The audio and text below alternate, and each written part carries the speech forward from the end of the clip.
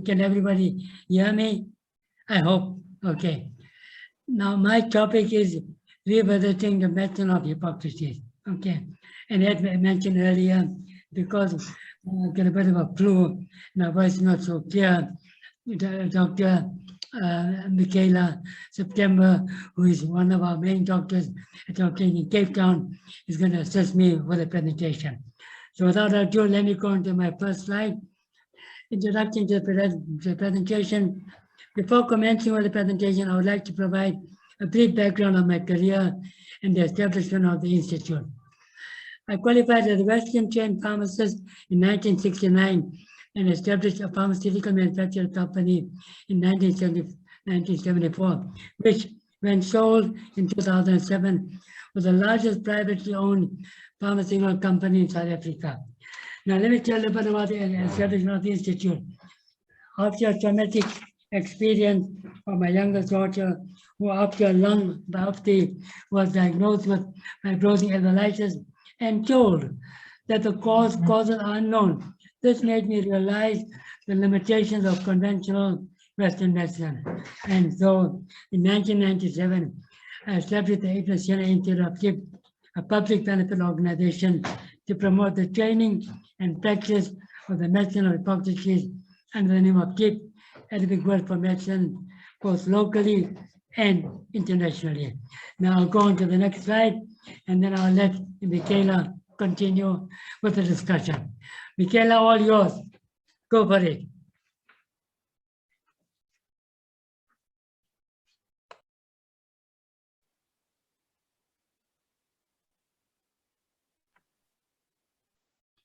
Sorry, Michaela, are you there? Good evening, I am here. Can you hear me, Prof? Yes, I can hear you. Can you go ahead?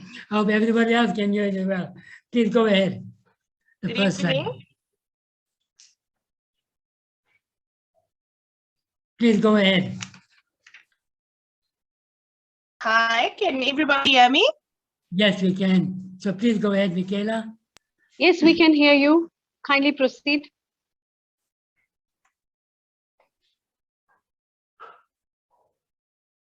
Hi, Prof, can you hear me? Yeah, we can all hear you. Okay, perfect. I will start now. Okay, so just the introduction to Hippocrates. Hippocrates is recognized as the father of medicine all over the world because of his contribution to the holistic system of medicine. Although many healthcare professionals are aware that Hippocrates hypothesized the theory of humans and the importance of recognizing the body's self-healing ability, known as vis medicatrix natura, Hippocrates also conceptualized the importance of the uniqueness of an individual in relation to the environment in both maintenance and restoration of health. More significantly, Hippocrates is known for transforming the practice of medicine, which included superstition and magic, to a scientific system based on the principles of cause and effect, with professionalism and medical ethics. These ethical responsibilities are recognized to this day, with qualifying doctors committing to the Hippocratic Oath. Next slide, please, Prof.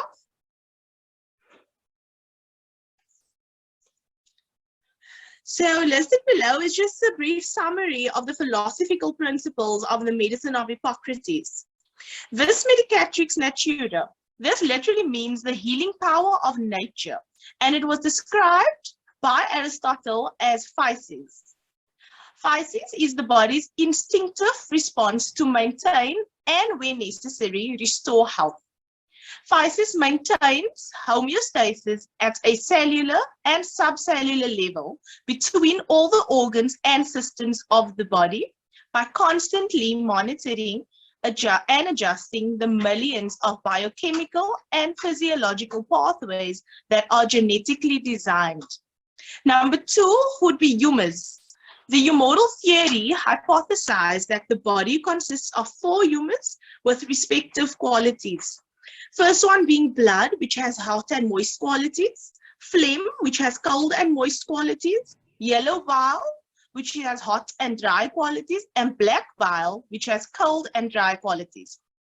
The humors are a microcosmic form of the macrocosmic theory of the four elements of creation, which also has respective qualities. These include earth, which has cold and dry qualities, water, which has cold and moist qualities, air, which has hot and moist qualities, and fire, which has hot and dry qualities. Humors maintain homeostasis according to an individual's unique constitution under the control of physis. Obviously, quantitative and or qualitative humoral imbalances will eventually lead to an illness condition.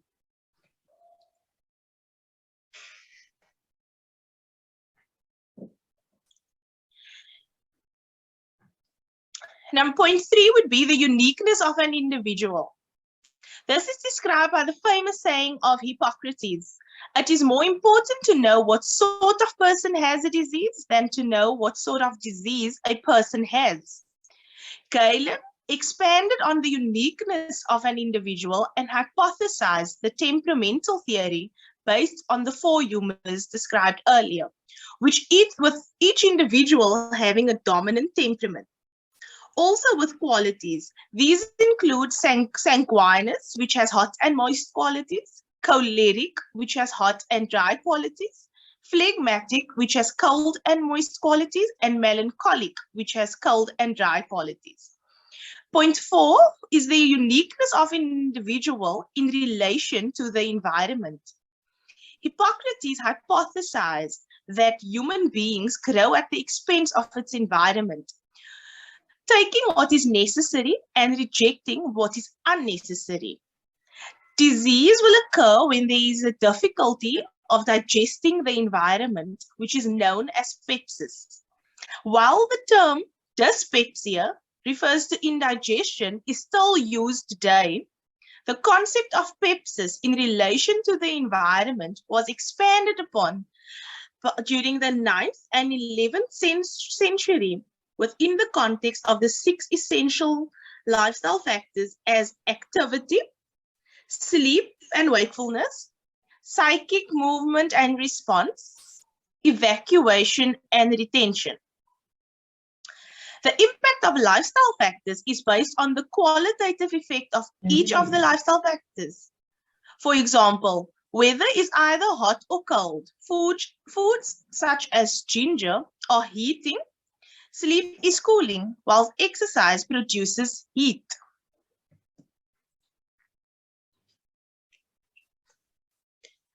So, having provided a brief overview of the philosophical principles, the application of humors, temperament, and lifestyle factors in treatment was based on qualities associated with each of the principles in relation to the qualities associated with illness conditions. Most, if not all conditions, begin with an excess of one of the four qualities as well as a second quality. An example of this is the common cold, which typically develops in the cold season of the year. If it's not addressed, cold and flu symptoms will develop, such as mucus production, like runny nose or congested nose, a productive cough, etc. Therefore, colds are linked to qualities. Colds and flus are associated with qualities of coldness with moistness. Similarly, constipation can be linked to qualities of dryness and coldness, as intestinal motility slows and the level of fluid is low, resulting in dry, hard, and dehydrated stools. The qualities associated with illness conditions have been successfully treated over centuries from the pharmacological action of natural medication, and also medication which has qualities which are opposite to the quality associated with the illness condition.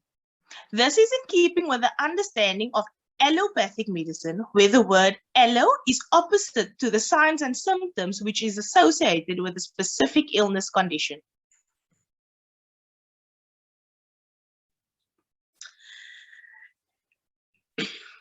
A review of the current training of the medicine of Hippocrates. During the Ibn Sina Institute's journey of developing the training of the medicine of Hippocrates, and because of the dominance of Western medicine, the training of the medicine of Hippocrates was only available in the Indian subcontinent under the name of Unani medicine. After having obtained academic support from Hamdard University, Pakistan, as well as Aligarh University, Jamia Hamdard, Central Council of Research Unani Medicine in India, the institute identified areas that needed to be re-looked at for the training of medicine of Hippocrates in South Africa under the name of Tibb. The terminology of one of the humours as blood was of concern in today's understanding of blood, which consists of plasma and different blood cells, including platelets, etc. Also, there was no correlation between the terminology of humours and temperament. More significantly, while there were information on identifying an individual's dominant temperament, there was no link of an individual's temperament in relation to predisposition to illness conditions. Thirdly, there was also no relationship between the principles of temperament, humours, 6 lifestyle factors, and Pisces within the context of etiology, pathology, diagnosis, and treatment.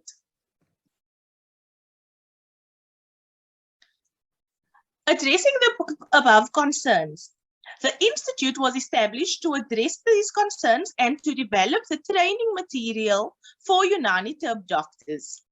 After reviewing available literature on the philosophical principles and being aware of these concerns, the Institute published its first book called Tibb, Traditional Roots of Medicine in Modern Routes to Health in July the year 2000. Sorry, in which the concerns of the terminology were addressed by adopting the same names of humours and temperaments as sanguinous, phlegmatic, melancholic, and instead of choleric. The book also included extensive research on temperament and lifestyle factors. In the year 2003, the Institute established the training of Unani Tibb doctors at the University of the Western Cape School of Natural Medicine at both a 5-year undergraduate degree and a 1-year postgraduate diploma for Unani Tibb for medical doctors. Based on the curriculum and training of the postgraduate diploma in 2004, Professor Bhikha completed his PhD in education, which was entitled African Renaissance in Health Education, developing an integrative program of Unani Tibb training for healthcare professionals within South Africa. The curriculum included a research module which made it possible for the Institute to contribute to the medicine of Hippocrates. So looking at the Institute's contribution, the most important contribution to the medicine of Hippocrates was the Institute's research on temperament. Being inspired by the famous saying of Hippocrates, as mentioned earlier, it is more important to know what sort of person has a disease than to know what sort of a disease a person has. This highlighted the uniqueness of and temperament of an individual, and the Institute's research validated the criteria to identify an individual's temperament. This criterion was influenced by Florence Letier's poem, where she states, "We need each temperament for the total functioning of the body." This made us aware that each person has personality traits from all 4 temperaments. After conducting hundreds of temperament evaluations between the year 1998 and 2000, we concluded that each individual has a dominant and a subdominant temperament, which is adjacent to each other, with each individual having one overall dominant quality. The link between temperament and qualities.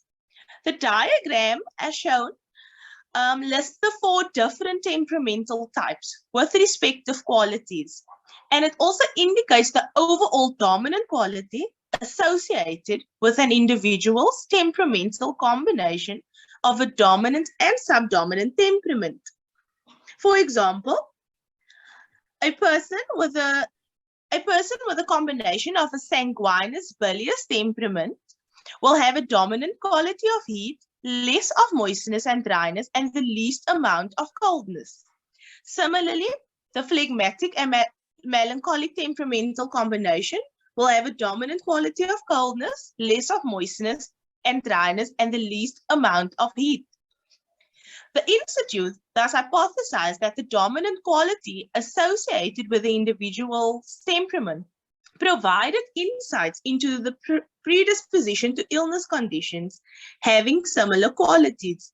For example, a person with a sanguineous phlegmatic combination who has a dominant quality of moistness will be predisposed to illnesses where moisture is the dominant quality. For example, in type 2 diabetes and phlegm-related asthma. The above hypothesis and the importance of identifying an individual's temperamental combination and dominant quality in relation to the predisposition of illness conditions, as well as the role of lifestyle factors in illness management and health promotion, was further researched and validated by the postgraduate diploma students at the UWC and also at the Institute's treatment centers in Cape Town. Listed below are two research projects evaluating the relationship between the individual's temperamental combination and dominant quality with respect to the predisposition of illness conditions. Number one is the relationship between temperament and predisposition to illnesses. Number two is the correspondence of qualities and temperament in groups of patients suffering from hypertension, type 2 diabetes, bronchial asthma, HIV, and AIDS.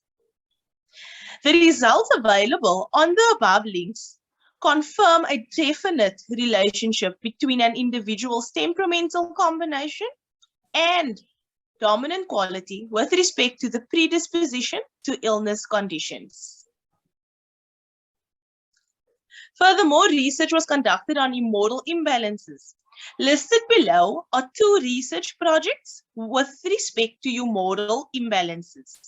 The first one focuses on the importance of targeting humoral imbalances in treatment, whereas the second research indicates the excess or abnormal melancholic humor could well be the cause of most chronic conditions.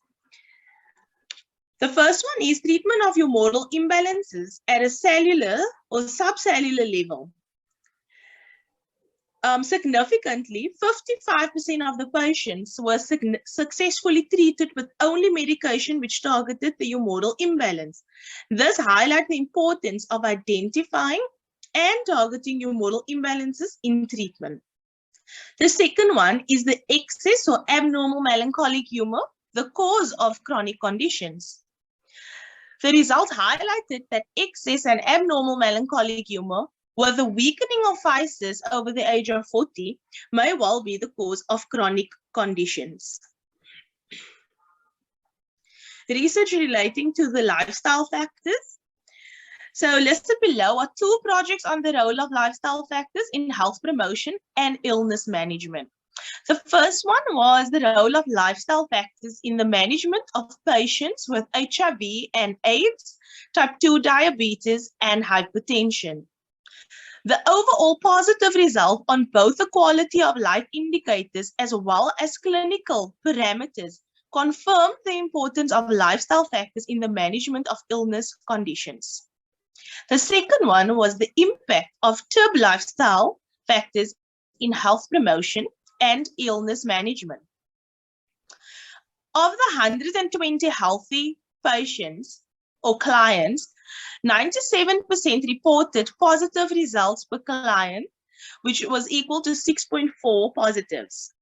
Of the 480 chronic patients, 97% reported positive results per patient, and that was equal to 8.85 positives. The result in the health promotion group of 6.4 positives compared to the illness management group of 8.85 is expected, as the improvement in the healthy group will not be as great as those in the illness management group. Our latest research reviewed the relationship between temperament and qualities in the predisposition to illness conditions. The above research was conducted over a period of 6 months, and it focused on the importance of the relationship between temperament and qualities in the predisposition to illness condition. The significance of the research, together with the Institute's other research projects, highlighted the Institute's contribution to the medicine of Hippocrates within the context of etiology, pathology, diagnosis, and treatment. Also included below is the relationship between physis, temperament, humours, and lifestyle factors. With regards to etiology, while poor management of lifestyle factors are the cause of illness conditions, lifestyle factors that will not increase an individual's dominant temperamental quality will most certainly maintain health, especially in individuals under the age of 40, as physis is still efficient in restoring homeostasis. With regards to the pathology and diagnosis, the predisposition of illness conditions linked to an individual's temperamental dominant quality provides insight into the progression of pathological process, which allows for an accurate diagnosis.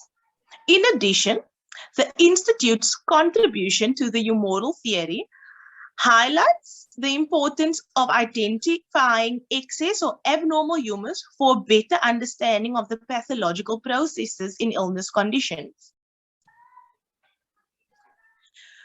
With regards to treatment, the recognition of the qualities, especially the dominant quality associated with illness conditions, allows for a more targeted approach in treatment.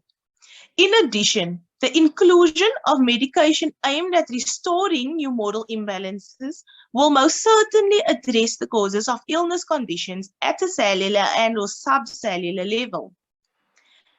While the summary of the above provides information within the context of etiology, pathology, diagnosis, and treatment, the effectivity of physis to maintain and restore health, although being compromised over the age of 40 onwards, is an important consideration in the relationship between physis, temperament, humours, and lifestyle factors as described below. While an individual's temperament is fixed, humours fluctuate constantly as a result of qualitative effects from the lifestyle factors, especially diet. This influences the humoral balance in relation to an individual's temperament, with physis constantly striving to restore this homeostasis. The inability of physis to restore homeostasis will inevitably lead to a pathological process resulting in illness conditions.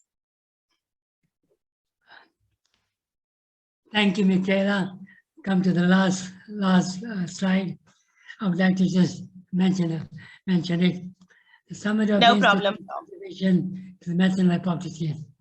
The Institute research projects not only contributed to the pathological principles of physis, temperament, humour, and lifestyle factors, but also identified the link between these principles within the context of etiology, pathology, diagnosis, and treatment. Now, a 25-page document on the above presentation is available on the Institute's website under research review. The purpose of me adding this information is that instead of going through every research project with some 10, 20, 50 pages, etc., this summary will give you a pretty good idea and expand a bit more on everything that was done by the Institute over the past 20 years. Finally, as a public benefit organization, the Institute is more than willing to share the training modules of the Medicine of Hippocrates with universities and training institutions, both locally and internationally. Thank you. Any questions? I'm available. And so is Michaela.